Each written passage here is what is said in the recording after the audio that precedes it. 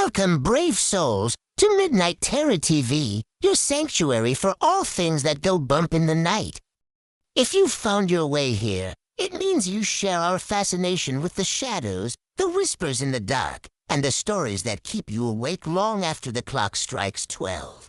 We're about to journey into the deepest, darkest corners of fear, and we don't want you to miss a single chilling moment. So, before we begin, do us a favor. Find that like button and give it a click to show your support. And more importantly, hit that subscribe button and ring the notification bell. That way, you'll be the first to know when a new nightmare is unleashed. By subscribing, you become part of our growing community of thrill seekers. All right, the lights are dimming, and the show is about to start. Are you ready? Let's begin. New Orleans, a city of vibrant life, rich history, and ancient secrets for John. It was a journey back to his roots. He arrived with a mix of hope and a subtle apprehension. Stepping into the city's unique embrace, the streets hummed with energy, a symphony of jazz, laughter, and distant chatter. He absorbed it all. Amidst the crowds, a fleeting moment, an old woman, her eyes ancient and knowing, met his gaze with an unsettling intensity. He found the house, a charming, slightly weathered home in a quieter neighborhood, a beacon of family history, a warm embrace, a reunion long overdue, the comfort of family, a balm for his journey. But as night fell, a subtle unease began to creep in. The lights in his room flickered. A momentary dance of shadows, strange noises echoed from the old house's depths. Whispers carried on the night air. Just beyond hearing, a fleeting glimpse, a shadow in his peripheral vision. Gone before he could fully turn. Was it just his imagination? He awoke abruptly, a cold dread gripping him. The air in the room was heavy, charged with an unseen presence. Then, a terrifying glimpse, a shadowy figure, barely discernible, at the foot of his bed, its form shifting, menacing. Daylight offered little solace.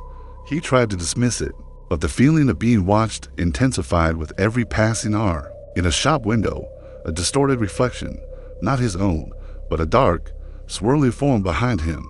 Gone in an instant, the entity grew bolder. Objects in the house moved, then shattered, as if thrown by an unseen force.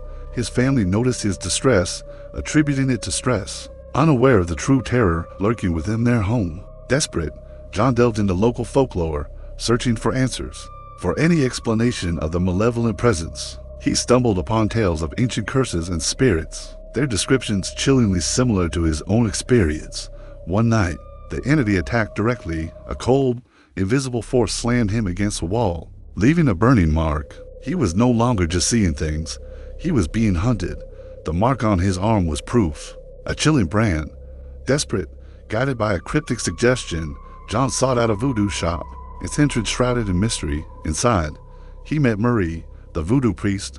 Her eyes, ancient and wise, immediately sensed the darkness clinging to him. John poured out his terrifying story, his voice trembling. Marie listened, her face a mask of solemn understanding. She spoke of ancient entities, of malevolent spirits drawn to vulnerable souls, and the grave danger he was in. Marie began preparations for a protective ritual. Herbs, candles, and symbolic items were meticulously arranged. The shop transformed, filled with an eerie, mystical glow, the air thick with anticipation and ancient power. John participated, a mix of fear and desperate hope in his eyes. The chanting began, low and rhythmic. The atmosphere grew tense, charged with unseen energy.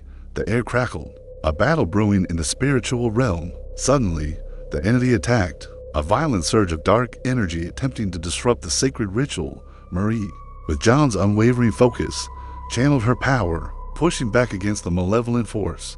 The struggle was fierce, a clash of light and shadow, until finally, the entity recoiled, banished from their presence. The shop was in disarray, but the oppressive feeling lifted. A profound sense of relief washed over John. He thanked Marie, his voice filled with gratitude. She had saved him, a protector against the unseen. John returned to his family, a changed man. They now understood, seeing the truth in his weary eyes. He looked out at New Orleans, forever marked by his experience, but safe. The city's secrets now held a new meaning. He had faced the darkness and emerged. New Orleans, a city of magic and mystery, had revealed its true, powerful nature.